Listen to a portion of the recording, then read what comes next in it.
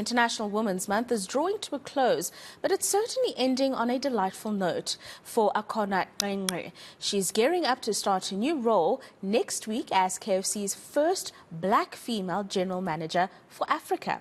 The company says that she's been central to their business development programs, where she's enabled a heart-led, high-performing people culture.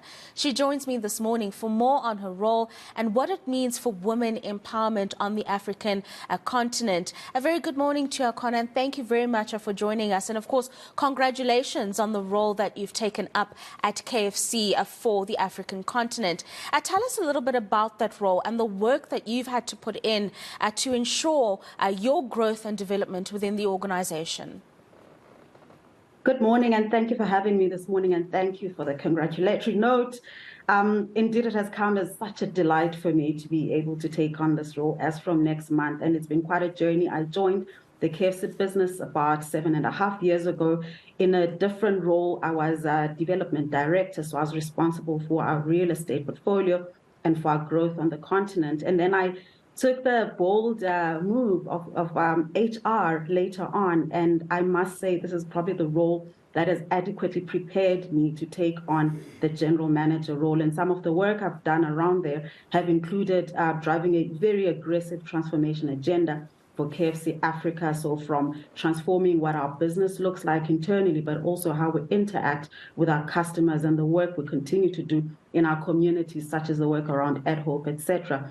And so taking on this role for me really provides a platform to just continue with the meaningful and impactful work that we do as a brand, from building new stores and really being aggressive in our build agenda, doubling our growth pace in Africa.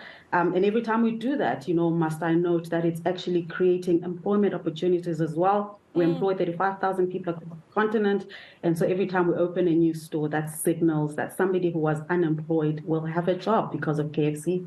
But Akhona, you are operating in a very tough environment at the moment. South Africa, as an example on its own, has got major electricity issues, water issues, a lot of instability when it comes to a political willingness to initiate certain reforms to grow the economy. For example, the KFC down the road on Jan Smuts is closed because of electricity issues.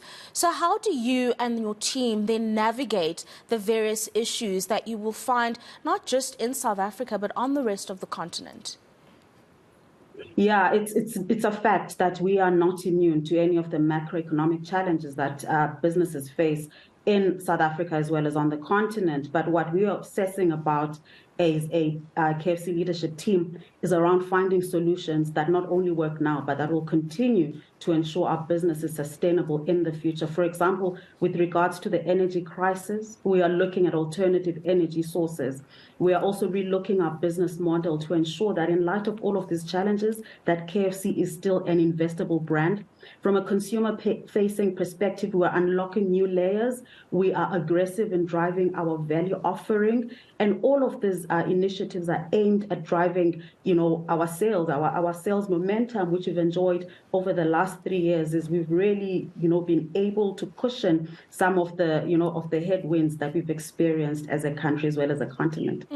Akhona, obviously, as I mentioned in my intro, your role that you'll be playing on the continent speaks to broader issues of empowerment and women empowerment in particular. And you mentioned in your first response that one of your big focuses is transformation in different communities within the KFC broader community.